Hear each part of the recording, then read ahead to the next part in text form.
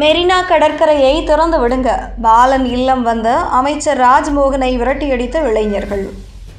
சென்னை இந்திய கம்யூனிஸ்ட் கட்சி அலுவலகத்தில் நடைபெற்று வரும் நீட் எதிர்ப்பு போராட்டத்தில் பங்கேற்று அமைச்சர் ராஜ்மோகன் ஆதரவு தெரிவித்த நிலையில் அவருக்கு நோக்கி இளைஞர்கள் மெரினா மெரினா என்று முழக்கமிட்டது பரபரப்பை ஏற்படுத்தியிருக்கிறது. மெரினா கடற்கரையில் போராட்டத்திற்கு அனுமதி மறுக்கப்பட்ட நிலையில் ராஜ்மோகன் முன்பாக இளைஞர்கள் முழக்கமிட்டு விரட்டியடித்துள்ளனர். நாடு முழுவதும் நீட் தேர்வு வினாத்தாள் கசிவுக்கு பொறுப்பேற்று மத்திய அமைச்சர் தர்மேந்திர பிரதான் பதவி விலக கோரி மாணவர்கள் போராட்டத்தில் இறங்கினர். கரப்பான்பூச்சி ஜனதா கட்சி தொடங்கிய இந்த போராட்டம் பல்வேறு நகரங்களுக்கும் வேகமாக பரவியது. கரப்பான்பூச்சி ஜனதா கட்சியின் போராட்டத்திற்கு எதிர்க்கட்சிகள், சமூக ஆர்வலர்கள், சினிமா நட்சத்திரங்கள் ஆதரவு தெரிவித்தனர். அதேபோல போராடி வரும் கரப்பான்பூச்சி ஜனதா கட்சி பிரதிநிதிகளுடன் மத்திய பாஜக அரசு சார்பாக பேச்சுவார்த்தைகள் நடைபெற்றது. இந்த நிலையில் இன்று பிற்பகலில் மத்திய அமைச்சர் தர்மேந்திர பிரதான் தனது பதவியை ராஜினாமா செய்வதாக அறிவித்தார்.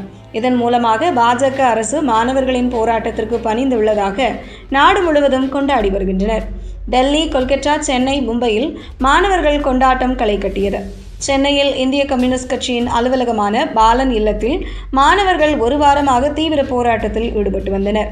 எந்தவித கட்சி சார்பும் இன்றி பல்வேறு தரப்பு இளைஞர்களும் சமூக ஆர்வலர்களும் போராட்டத்தில் கலந்து கொண்டு ஆதரவு தெரிவித்தனர். நாளுக்கு நாள் இந்த போராட்டம் வலுப்பெற்று வந்தது.